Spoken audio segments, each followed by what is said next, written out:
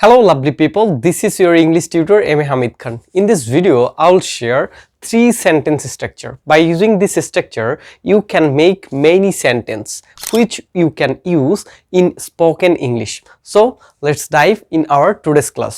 আজকে আমরা কি শিখব? তিনটা স্পোকেন ইংলিশের স্ট্রাকচার শিখব। এই স্ট্রাকচার ব্যবহার করে আমরা অনেকগুলো সেন্টেন্স মেক করতে পারবো।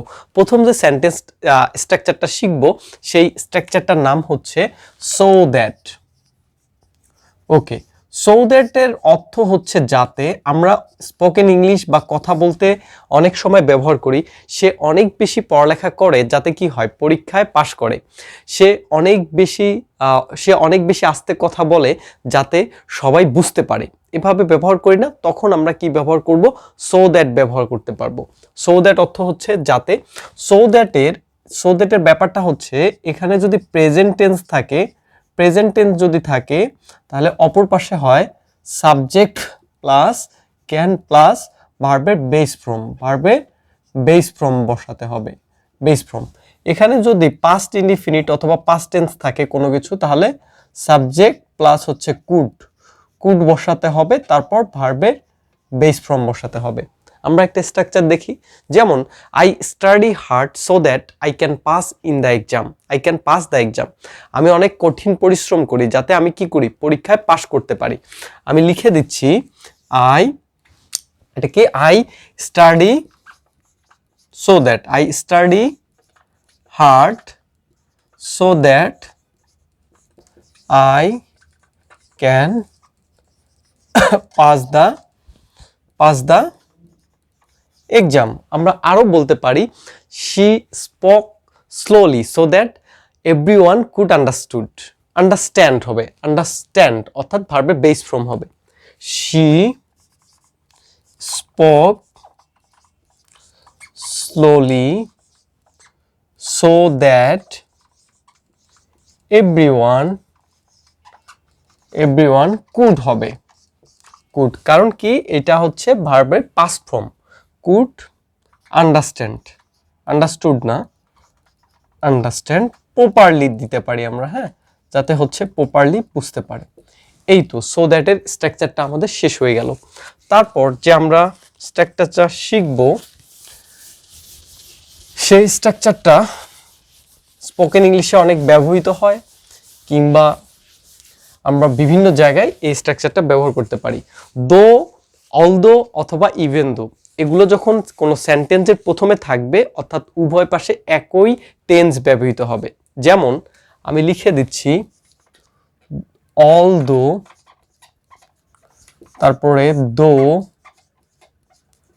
তারপরে হচ্ছে ইভেন দো।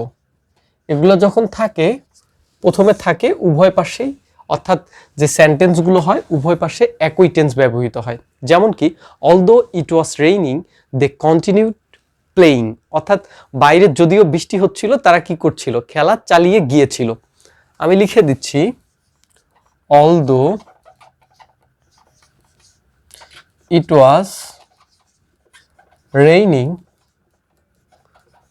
দে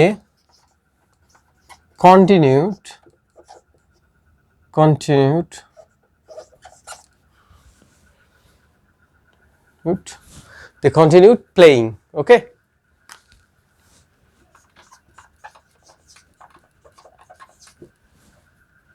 Okay, আরেকটা দিতে পারি, even though he was tired he finished the work.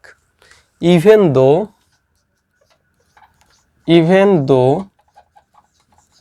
he was tired he finished the work, এটাও বলা যায়। Last one, the more okay, the more and the more, ওকে, এটা হচ্ছে যত বেশি তত বেশি। the more you practice the better you become, অর্থাৎ এইটা ব্যবহার করা হয় যখন কম্পারেটিভ ফর্ম, যখন দুইটাই কম্পারেটিভ ফর্মে থাকে। যেমন দ্য মোর, আর হচ্ছে এইটা আমরা ব্যবহার করেছি পরে বেটার। এভাবে আমরা শিখতে পারি। যেমন আমরা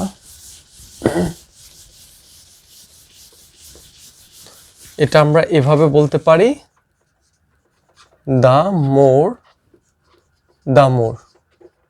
যত বেশি তত বেশি, অর্থাৎ এখানেও কম্পারেটিভ ফর্ম হবে, কম্পারেটিভ ফর্ম, এখানেও কম্পারেটিভ ফর্ম হবে।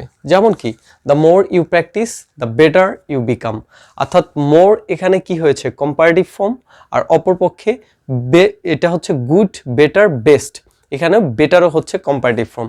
যত বেশি প্র্যাকটিস অনুশীলন করবে তত বেশি তুমি কি করবে, তত বেশি তুমি ভালো করবে, এরকম ব্যাপারটা। The more you practise, the more you practise the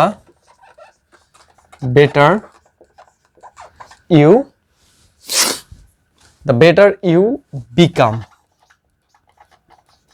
ওকে। এভাবে তারপর আরেকটাও আপনি দিতে পারেন, the more she learn the more she confident feel, এভাবেও দিতে পারেন, the more she learn the more confident she feel, এভাবেও আপনারা সেন্টেন্স মেক করতে পারেন। So stay with Hamid's motive, don't forget to subscribe my channel for more interesting video tips, tricks and grammar rules. আল্লাহ হাফেজ।